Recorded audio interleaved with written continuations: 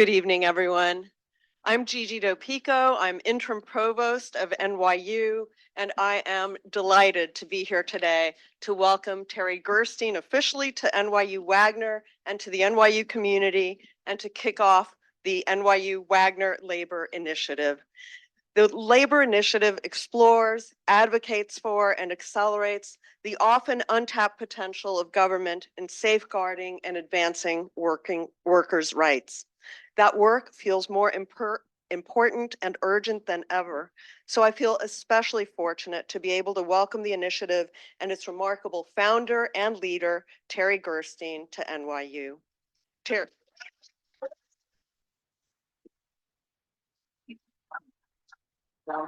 Now I'm going to try not to embarrass Terry, but have a few words to say. Terry is a nationally recognized expert and leading advocate on workers' rights, policy, and enforcement. She spent many years enforcing labor laws on the front line as a deputy commissioner in the New York State Department of Labor and labor bureau chief in the New York State Attorney General's office. In those roles, she was known for her innovative, aggressive, and collaborative enforcement, bringing groundbreaking cases with national impact. When she left government, she received a Leadership in Government Fellowship from the Open Societies Foundations. During her fellowship, she started a project at the Harvard Center for Labor and a Just Economy that ultimately led to the initiative being launched tonight. It is no exaggeration to say that she changed the field of state and local enforcement of workers' rights, enlisting dozens of new government actors into the space, going beyond labor departments and involving other kinds of government players, building networks of government offices, state AGs, district attorneys, city labor offices that were formerly unconnected to each other and that now collaborate extensively, jointly suing national corporations for wage theft, for example, and understanding all along the importance of government working in partnership with community and worker organizations. As if all this weren't enough, Terry's prolific writing has influenced policy and enforcement and also raised public knowledge about workers' rights. Writing ranging from academic articles and think tank reports to commentary and op-eds in the New York Times, Washington Post, Slate, Teen Vogue, among others. She has also testified in many state legislatures about a range of topics, and last year in the US Senate about child labor. Throughout her years of experience working inside and outside of government, Terry has developed expertise and wisdom that makes her a national thought leader in relation to workers' rights. I couldn't be prouder to have Terry join NYU Wagner, a school devoted to public service. I know she will make an outstanding addition to the NYU community and that the Wagner Labor Initiative will flourish here as a center of study and practice. I'm also very pleased to welcome our distinguished guest this evening, Manhattan DA Alvin Bragg,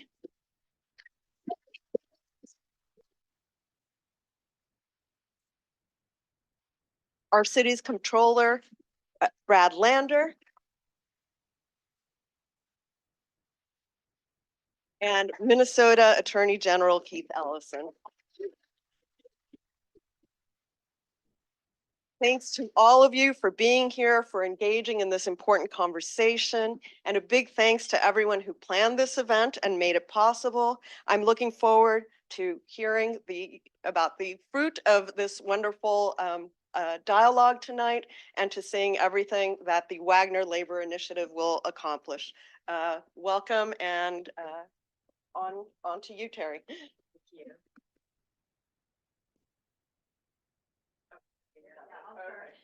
So I'm going to start out with a few comments and then we'll dive into our conversation.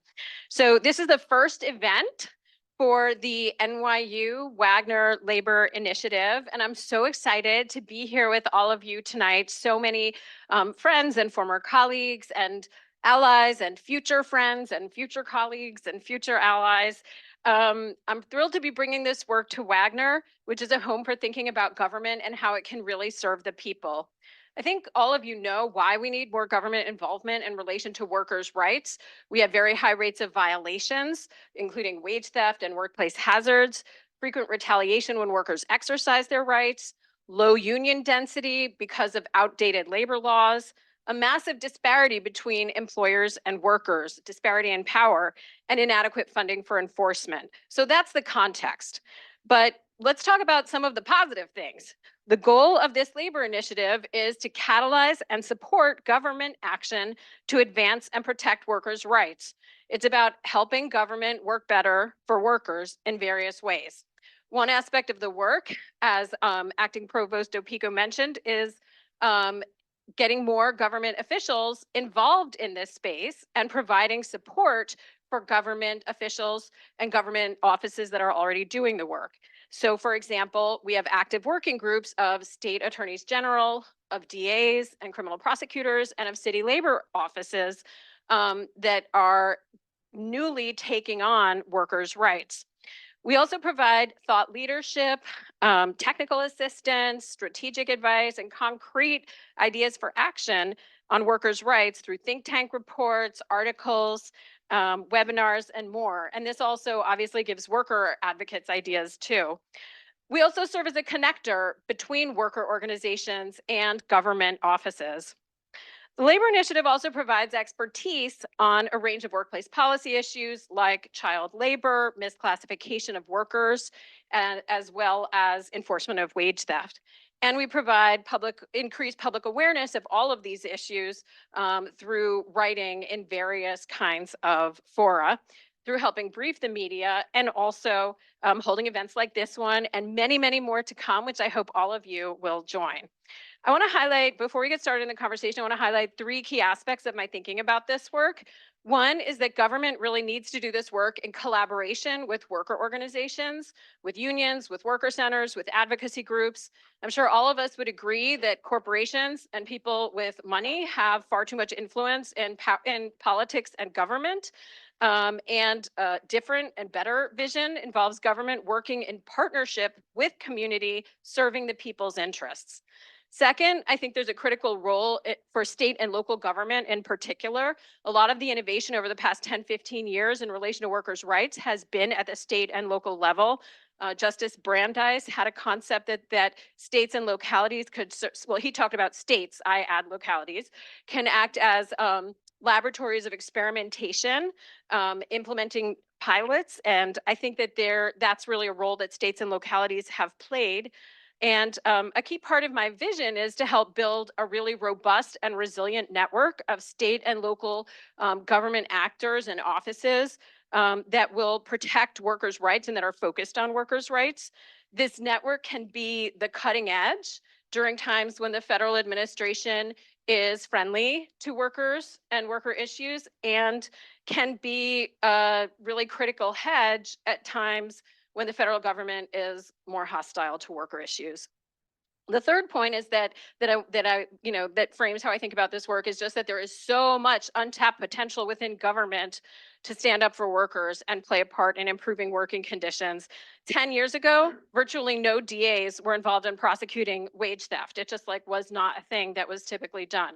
10 years ago, there were maybe 2 offices in the entire country that at the local level, local labor enforcement offices, and now there are about 24. What's next? Think about procurement. I think most of us would agree that government contracting should create quality jobs, but at the very least, companies that have really bad histories of violations that have been unremedied should not be getting government contracts, but making something like that happen actually takes operationalizing it. It takes analysis and it takes work. So there's been so much positive movement on all of these issues, and I think there is so much more latent potential for government to drive workplace justice. I'm really excited to be starting this initiative and to play a part in making that happen. And I'm really grateful to all of you for coming here tonight. For supporting this. And I really look forward to working in partnership with all of you on this endeavor. So we're going to dive into the conversation. I am so excited to have these 3 speakers and to be able to share them with all of you. They're all heroes of mine and really, incredible icons and public servants. And one common thread for the purposes of our discussion, one common thread among all of them is that they all occupy offices that previously weren't really involved in workers' rights in an ongoing way, except now all of them have really taken this on and made it a major area of priority and focus in their work. So their bios are available online. So I'm not going to give a full bio, but I'll just introduce them very, very briefly. We have Manhattan District Attorney Alvin Bragg, who was previously the first Deputy Attorney General in the New York State Attorney General's office. I know we have a lot of AG alums here. And he created the Manhattan DA's first ever worker protection unit. We have Attorney General Keith Ellison of Minnesota, who previously was a member of Congress for many years and who created the Attorney General's first wage theft unit. And we have Brad Lander, who is our New York City Comptroller, previously a member of the New York City Council, who spearheaded a lot of the city's worker protection laws as comptroller and who appointed the office's first ever director of workers' rights. And I'm going to note at the outset, we're not going to have Q&A, but I've gotten questions from the audience, so those are part of the conversation. So to start off, I'm going to ask each of you, rather than, I'm going to sit down and join in the conversation. Rather than having you start out theoretically talking about why this is important, I'd love for each of you to talk about a particular case that your office has brought. And we talked ahead of time and they said it was okay if I called them by their first names, which always feels a little disrespectful, but these are like informal, lovely people. So Keith, do you want to tell us about a case that your office has worked on? Well, you know, one of the cases that came through the door recently was in the industrial agricultural part of Minnesota. You know, if you ever drink milk, somebody milks those cows, right? And the folks who do that work, oftentimes, some of them are born in the U.S., some of them come here, but they're never really paid very well. In this particular case, Evergreen Dairies, these folks were told that if you want to milk these cows, you're going to live here. And without your consent, without even giving you an opportunity to look for another place to live, we're going to deduct your rent from your wages. And you have to get up when I say get up. You knock off when I say you can knock off. And we'll pay you a certain amount. But what we found out is that collectively, they've ripped off about $3 million in the last few years from these people. Almost all of them are from Latin America. Some of them are from East Africa. A distinct minority speaks English as a first language.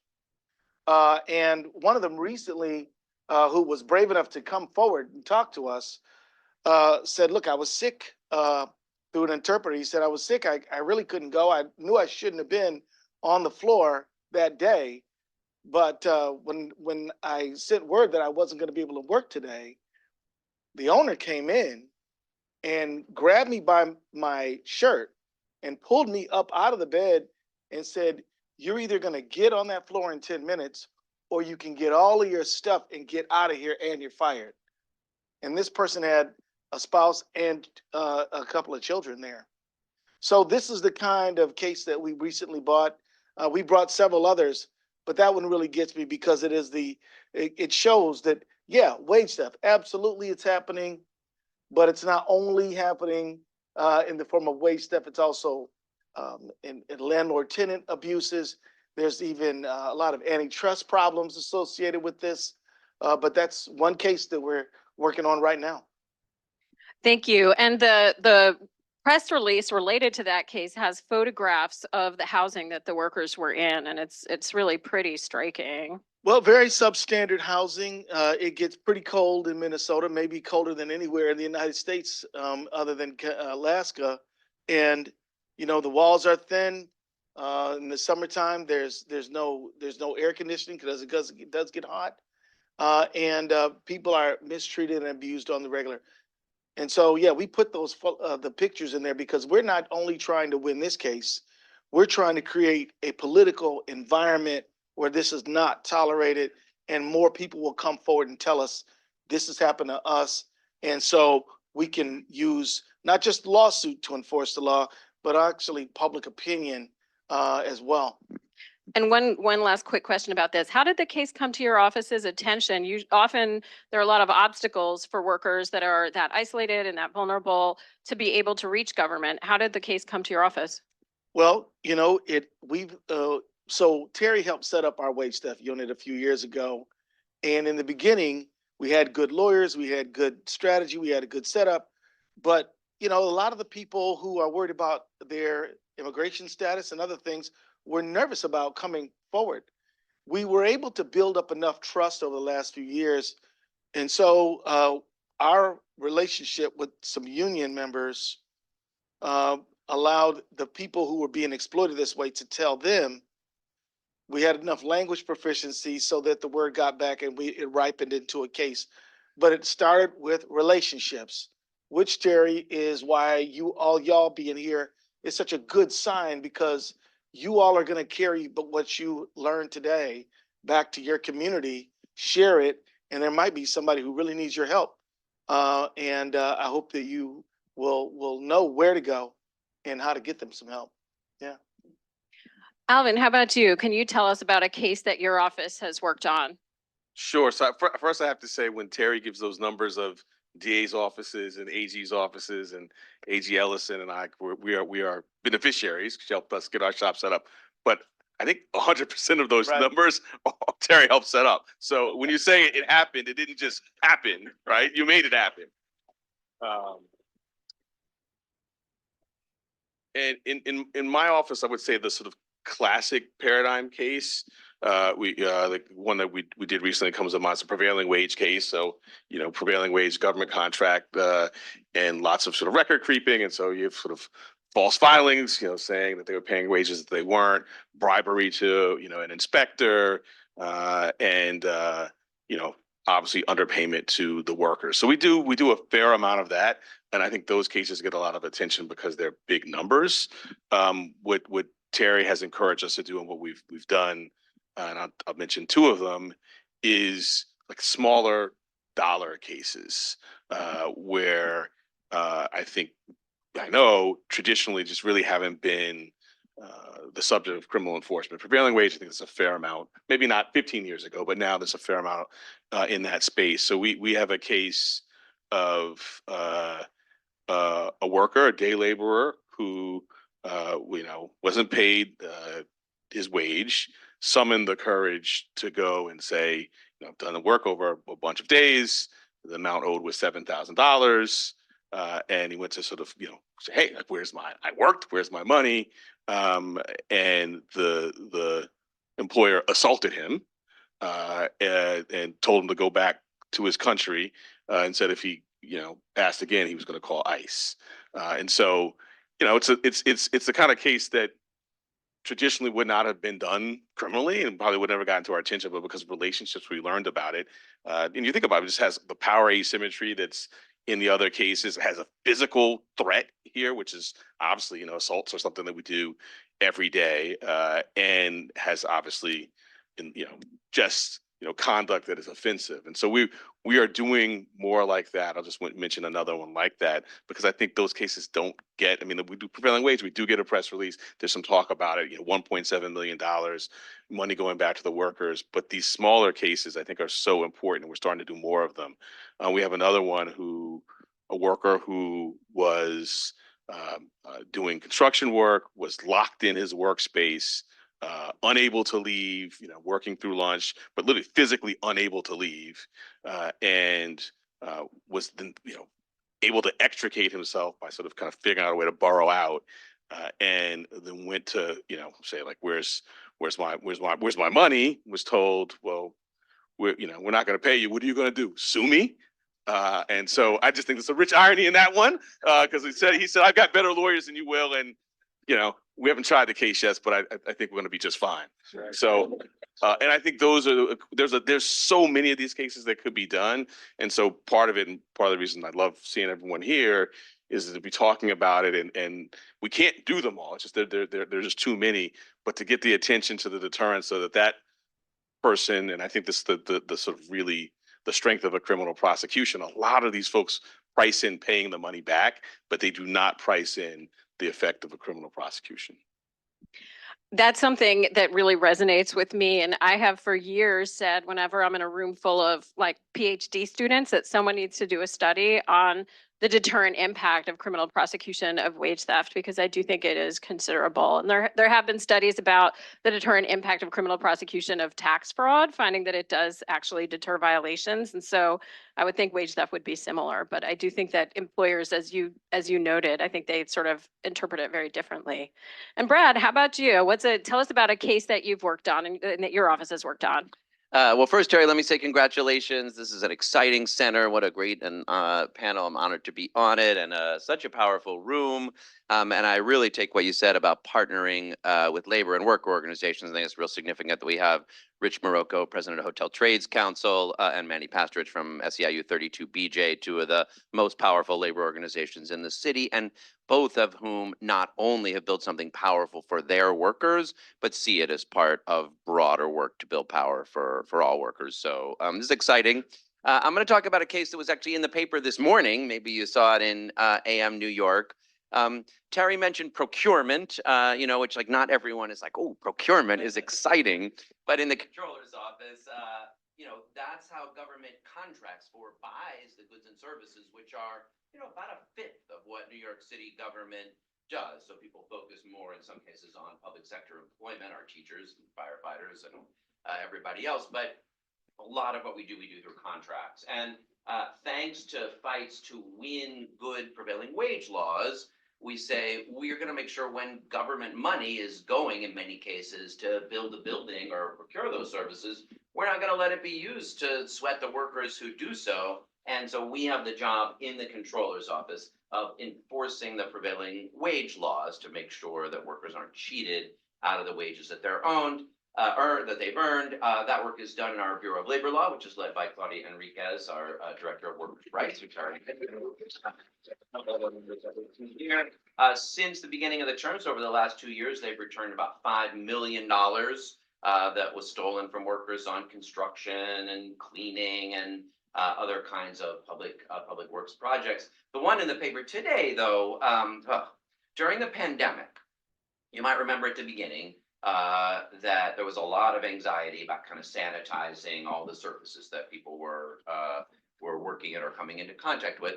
And so then Governor Cuomo made a big show out of the fact that he was going to send extra workers into the subways to sanitize them, within an inch of their metal.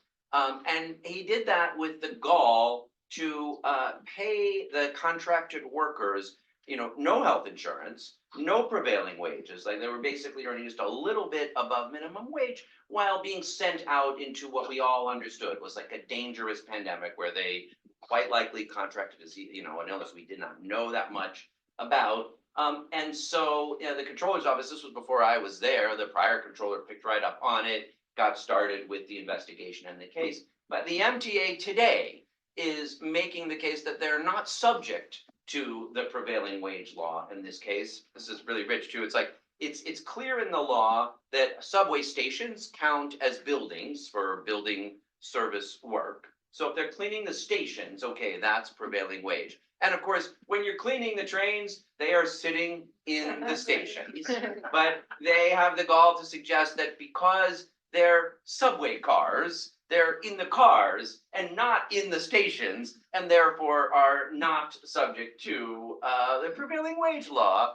So that one, their filing, trying to get out of their obligations, was in the papers today. And I think sort of similarly, that's a set of largely immigrant workers, obviously folks who felt so vulnerable at that moment that they had to take these jobs when many of the folks, myself included, were able to stay home and not go out. Here's a set of folks like other essential workers who showed up, a set of people who felt they had to do that to, feed their families or whatever, pay their rent, and deserve that protection. But obviously also critical that, an agency like the MTA knows this law applies. You can't get around it with kind of clever contracting. And I'll just say, this is a big area, using emergency procurement or disaster procurement is a big area, unfortunately, of cheating workers.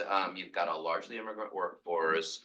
And even though in most cases the money winds up coming from the federal government, right? FEMA often reimburses because it's not a sort of front end FEMA contract, but reimbursement. All over the country, we're seeing emergency and disaster relief workers cheated out of their wages, and Claudia and her team not going to let it stand. All Great. right.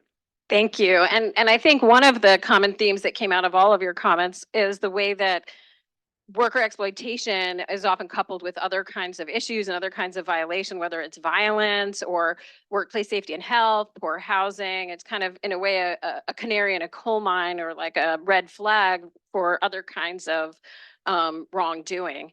I want to hear a little bit. I know each of you has worked on legislation to improve improve the statutes protecting workers. Alvin, why don't we start with you this time? Do you want to talk about any legislative effort that you've done in this area? Sure, and I'm just smiling because we did it in your house. We did it. We announced it in 32 BJ, and it's, I think, really another example. It's just not the coalitions for making cases, but really also for everything, including getting laws changed. So in New York State, prior to very recently, if I went and took $1,000 out of Terry's pocket, that would be $1,001. That would be grand larceny. Wait, I just have to say, I do not carry $1,001 in my pocket. Probably no one does at this point, probably an app, but you get the point. That would be a grand larceny. But if I didn't pay her $1,001 in wages, we couldn't use the grand larceny statute because property was defined not to include wages. And we found other ways to charge it. So scheme to defraud, but that required having a certain number of victims. And the thing about our larceny statutes, it's graded. So the more money you take, the higher the penalties are, and that wasn't true of some of the other possible statutes. And so I actually don't just know how this lasted for so long, but just last year, really the product of just a phenomenal labor and worker coalition that I was just happy to kind of stand with and be a part of. And like I said, we announced it at 32 BJ. Really, when we were there, I said, this is going to pass. Because look at all these folks. How can the legislature ignore these folks? It's sort of the naivete of being a new elected. I was like, this has got to work. And then it works. So now I think that's the way things should work every year. But it's great because it gives us a very, very significant tool and a very straightforward one. I think ones that juries will understand, that this is just like taking anything else. I mean, and just the fact that the law didn't recognize that till last year, I think shows that while we have more enforcement arms, there's so many other parts of the system that are lagging that we have to bring up to speed. And Keith, in Minnesota, you spearheaded a similar effort to strengthen the penalties for wage theft. Do you want to briefly tell us about that? Yeah, but I do want to say this, I think you could say this generally, that just about every state, every city, the laws to protect workers usually are not as strong as they could be, and they're usually written in a way that is going to advantage the people who pay the checks, not the people who's supposed to get them in exchange for work. And so I'm not surprised that the statute was written that way. It sounds like somebody wrote it who's donated to somebody in years gone by. But it means that we have a lot of work to do. We have to upgrade the laws. And let me tell you, the energy around the country is good, folks. I mean, I have seen folks from, Caribou Coffee people to all types of fast food folks, teachers. I believe, are in the middle of a resurgence in labor activity. And so we ought to take advantage of that to pass better laws. And in Minnesota, we did that.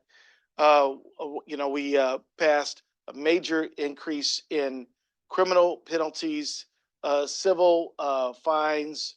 It gave us more authority to sue out more cases, so that there is this phenomenon where you have something where the law says don't do it, but it's really nobody's job to make them stop. So we covered those gaps. We also right now are pushing legislation to revamp worker misclassification laws. And for some of y'all who aren't familiar with the concept, you've heard of an independent contractor before, right? Well, think of an independent business and what the rights that they have. They can contract with who they want. They can negotiate. They can have all these things that they get to do. Where but they don't, a few things about them. You don't have to, you don't have to pay um, workers' compensation, unemployment insurance, and a bunch of worker protections if somebody is an independent contractor. So some businesses will say, oh, all these people who are really workers, they're independent contractors, and this is just a way for them to escape their responsibilities and their liabilities. We're working on that law. We have a task force to close those gaps right now and to make sure that the test is simple and easy to straightforward, that there's a private right of action. So I don't know if anybody here's from the private bar, but we're trying to make it so that individuals can self-enforce their rights. And so these are some things that we're doing right now, and we expect to have a legislature that's going to pass it. So we will have had about 4 or 5 years of good worker legislation in Minnesota.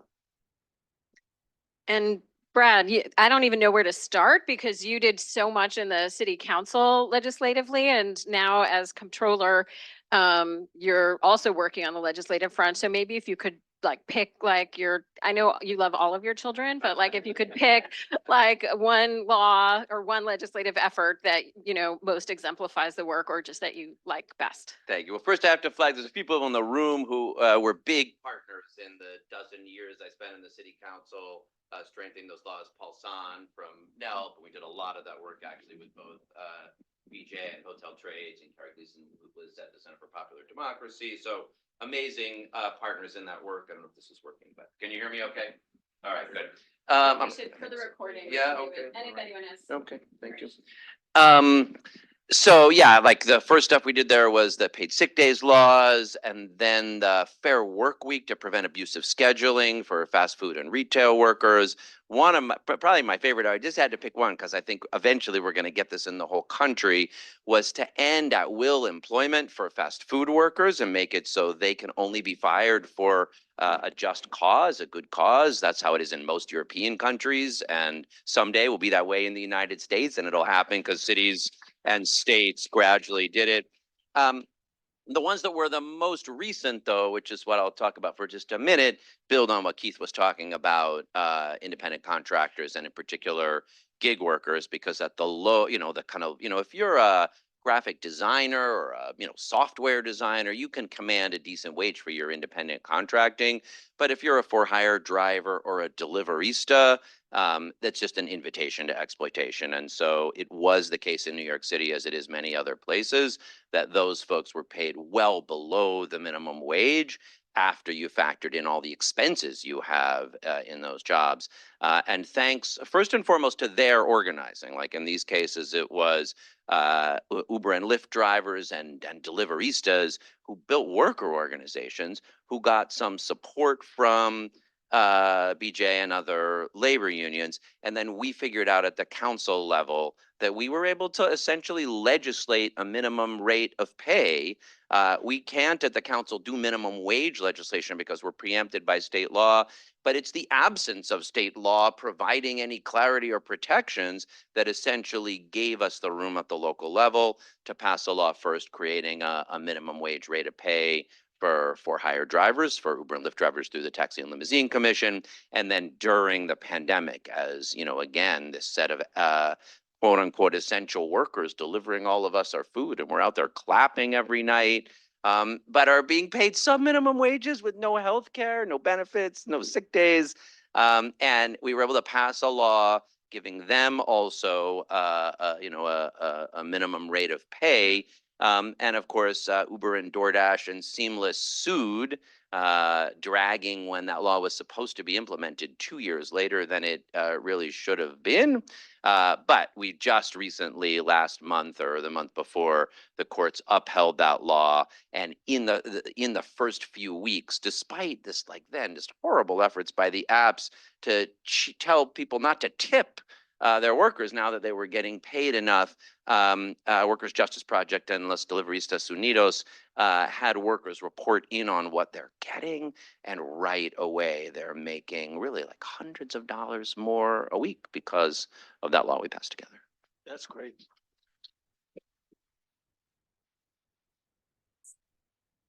So I want to sort of step back a little bit now that we've gotten a little bit of a concrete sense of what this work looks like. And I want to ask each of you is in an office that historically had not been involved in workers' rights. The comptroller's office had done prevailing wage enforcement, so I don't want to speak 100% categorically. But in general, the Minnesota AG and most AG's offices historically haven't done workers' rights. DA's offices, generally, if a worker embezzles from an employer, no one questions if that's criminal. But if there's wage theft, that's not historically been a focus of DA offices. And again, the comptroller, in terms of like your role managing the city's pensions and in a whole variety of ways, it just hasn't been a focus. So I want to ask each of you, why did you decide, and without like, just somewhat briefly, because I have other questions I want to get to. Why did you decide to take this on, and were there any obstacles that you encountered in doing so? And I don't know I think we haven't started with Brad, so why don't we start with you?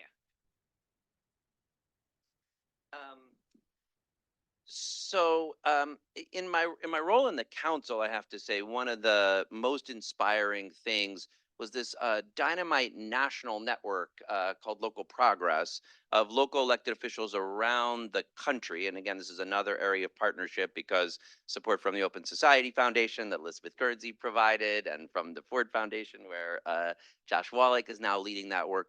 We're essential at building this network of now more than 1,500 local elected officials and getting together. In every case, they're people because they want to make things work better on the ground, do their best work in partnership with folks who are organizing, with tenants or with immigrants or with workers.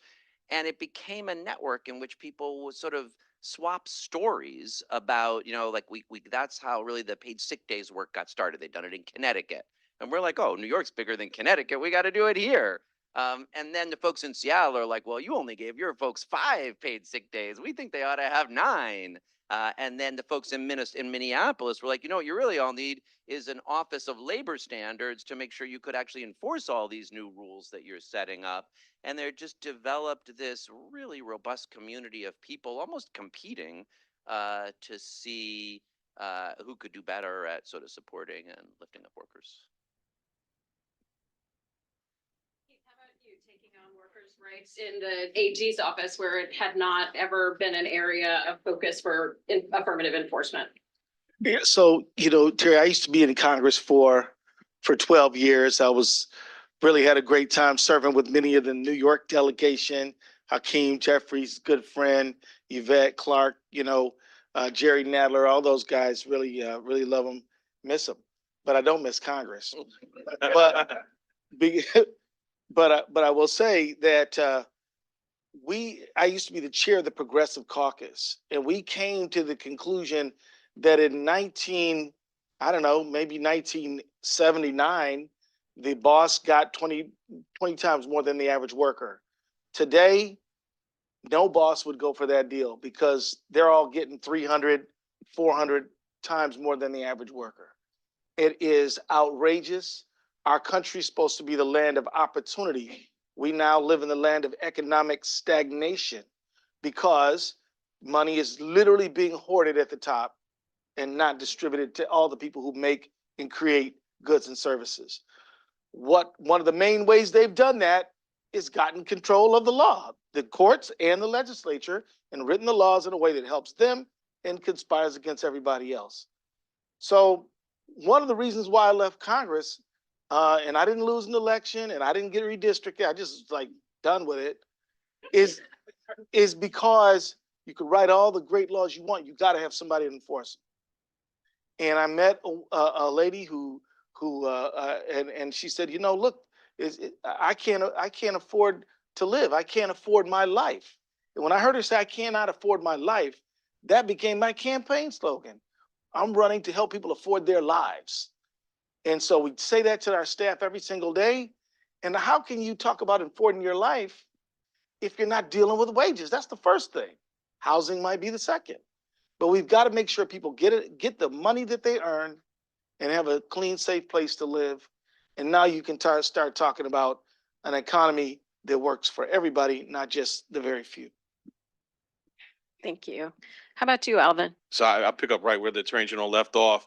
Our work is part of a focus to really use the criminal law to help folks that the criminal law has traditionally been used against marginalized persons. And so we started this worker protection. We also have a new tenant protection, because I agree with you.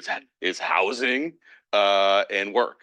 Those are two of the pillars. And so that's sort of the large overlay. And I mentioned earlier, just doing, when Terry and I worked together at the Attorney General's office, a lot of really great civil enforcement, but there's just some forces that just doesn't deter. We saw, the civil settlement, they just kept on going. We see the wage theft coupled with, as I said earlier, some of the safety issues. And so there's this, sometimes the civil case will take care of it. And in our criminal work, our priority is to get the workers back their money. But there are just some actors that don't respond to civil penalties. And so that is a reason why, I think we fill a important space that complements the civil work. And then most fundamentally for me, it's like public safety work, right? Where people don't have these pillars, it's destabilizing. You go to work and you don't get paid. That's destabilizing. That affects our well-being, affects our public safety, and that's our fundamental mission.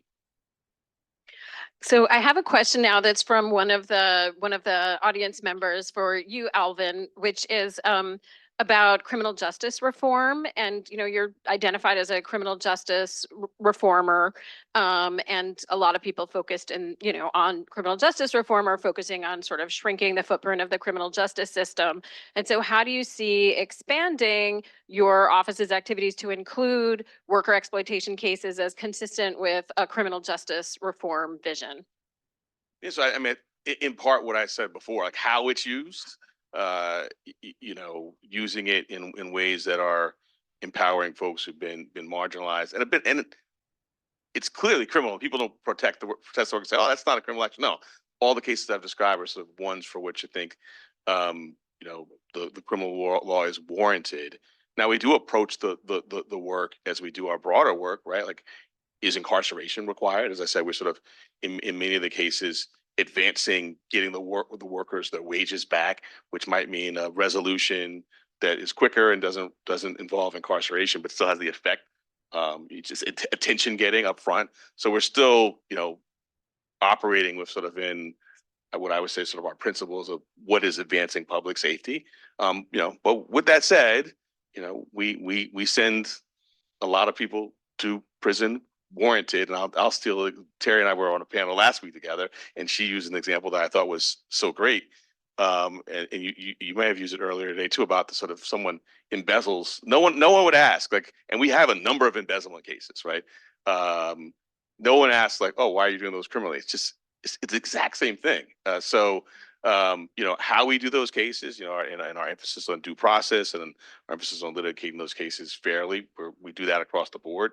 No matter who the defendant is, but certainly not going to. To me, this is really advancing public safety, which is our core mission. Thank you, Alvin. And the point about embezzlement, I think, I hear a lot of times when I talk to people about doing criminal prosecution of this work, they say, well, where's the funding going to come from? And similarly, you don't hear someone say, well, where's the funding going to come from to prosecute embezzlement, right? It's just part of the ongoing work. Brad, a question for you in relation to your work and your shareholder related work. As the comptroller, one of the most important duties that you have is to safeguard and wisely invest the pensions and retirement funds for New York City employees. And how do you see your workers' rights shareholder advocacy as fitting in with that responsibility? This is one of the really most kind of sacred duties of the controller's office. So we're assigned to guarantee retirement security for New York City's public sector workers, the teachers and school crossing guards and cafeteria workers and firefighters and cops, and work their whole lives. And then we promise them we'll give you retirement security. The first thing to note is it's really because their unions organized to make those good jobs that they have that pension, that retirement security. And so, they're clear that an economy that works for working people is a better economy for everyone. And that's a $250 billion portfolio across those, the 5 pension funds that we manage. Now, when you've got $250 billion, you spread it all across the global economy. You know, you'd be foolish to concentrate it in one place and risk losing it. So you diversify it broadly across the global economy. And part of what that means is, what makes sure you get your returns is less like, did you pick one good investment? And more, how is the economy doing broadly? You're what's called a universal investor. And what you're largely exposed to is systemic risk. So when we say you've got to look at the climate crisis and understand that's a systemic risk, because in decades, if we haven't managed well, it's going to erode the value of the pension funds. That's just a risk to your portfolio. The same is true about workers' pay and working conditions and workers' rights to organize. You know, if you all had, you know, your money in like one company, you might say, okay, well, is there a way as a shareholder that if we like cheat the workers of that company, pay them less, maybe we could extract more? It wouldn't be the right thing to do, but maybe you could get away with it as an investor in kind of one company. If you're invested broadly across the economy, then the thriving of workers is what's going to make sure you've got an economy that's really working, as opposed to one that over time, you know, it can't sustain economic thriving. So we view it as essentially a systemic risk when human capital management, that's what it's called when investors, you know, ask questions about how the workers at a company are doing. And so there's a lot of elements to that, but a key one of them is respecting workers' freedom of association, their rights to organize. And lots of companies sign on and say they respect not just US labor law, but the International Labor Organization's core labor standards of their workers' freedom of association. But if you start going through them, I mean, Amazon said they respected it, and Starbucks says they respect it, and you could go on down the list. And so a part of what we do is what's sometimes called ESG, environmental, social, and governance work, investors attending to the basic risks that workers are facing, is to bring those shareholder resolutions. So probably the most successful one we brought so far is at Starbucks, where 52% of investors voted with us to call on Starbucks to do a third-party assessment of its compliance or non-compliance with its workers' freedom of association. That report just came out and highlighted a lot of issues that workers are elevating as they continue to press to get their first contract. So we're getting near the end of our time, which is so sad because this has been such a wonderful conversation. Keith, I'm going to pass to you a question from the audience, from one of our participants, and then we'll do our lightning round of final questions, which is, what would you suggest to worker advocates that are trying to get the government officials or offices that haven't been involved in this work, trying to like build relationships with government and trying to engage government actors and persuade them to take on workers' rights if they may not have done it previously? You just gotta schedule an appointment, go in there, have your information, and tell them they need to do this. That you want them to do this. You go, so you go talk to them. You have community meetings where you ask them to come, and then you tell them that this is necessary and needed. You tell them that you remind them that most people get a W-2, right? Most people are workers, and so that's who their constituents are. And if they want to do things for their constituents, they absolutely have to be responsive. But one thing I will tell you, and you all will come up with more creative ways to engage elected leaders than I've mentioned. But one thing's for sure, if you don't say anything, they're not going to do it on their own. And it's not that they're not good people. They are good people. Some of them are good people. But but they're busy and they got other things they got to do. What you need to do is make this a priority for them. That's your goal. You got to say, okay, if this is fifth, we need it first. And there's nothing more important to me than making sure that my kids and my family have enough to eat because of the wages that I earn. And I need you to think about that. So don't exclude any level of government. Don't leave out the feds. Don't leave out the state. Don't leave out the county or even the local government, the library board. Think of all the units of government you can and go make appointments with all of them. Call all of them to meetings and tell them that they've got to do something affirmative and strong to protect the rights of workers. It really is where you come in to this conversation, because those four of us up here, we're doing what we can, but one thing we can't do is move public opinion the same way you can as an activist leader. So work with your, and by the way, you don't have to be in organized labor. And organized labor often is the leader in these things, but don't think this is not my thing because I'm not in a union. No, it is your thing. It's your thing if you believe we have to have shared prosperity in the United States of America.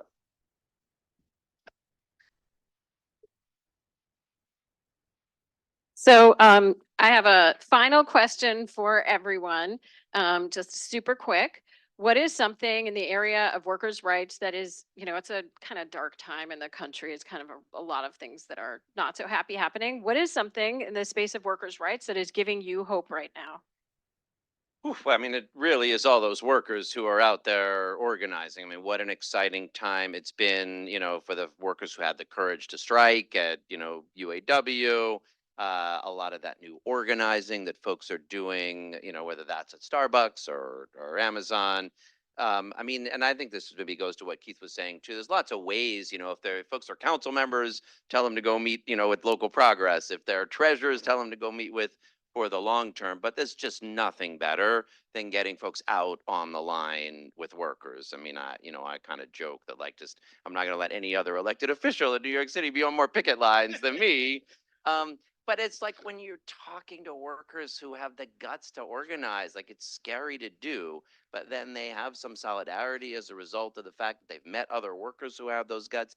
And then they see the ways they're able to build powerful institutions that, when they call elected officials, show up. Seeing power built by working people through organizing is super inspiring. And there's a lot of it going on right now. How about you, Alvin? I just echo it. I mean, the coalition building that I got to see on, getting the law I talked about earlier, seeing that, go from bill to law, just the power of groups coming together. Final word. So Saturday, I was with SEIU in Minnesota, and they were taking a strike vote. So these people are deciding whether or not they're going to go on a strike. And if you're on strike, the business doesn't pay you while you're on strike. And so it's a big deal because they know that they deserve a better shot than they've been getting. But this job is a job, and they need this job. So it is a high pressure moment for them. So they invite me to go and give them some support. And this guy walks up to me and he throws his arm around my shoulder and he goes, "I've never met a elected official before. Would you take a selfie with me?" And I don't know if I made his day, but he sure the hell made mine. And I'm telling you that there are people who they just we found out during the pandemic, without them, things don't happen. The shelves don't get stocked. And they need some love and they need some care. And if you're in a position to provide that, then do it, because it'll come back to you tenfold. Yeah. So I'll stand up since we're concluding, and seems like something better done standing than sitting. So thank you, everyone. Thank you so much to the three of you for speaking and sharing your thoughts.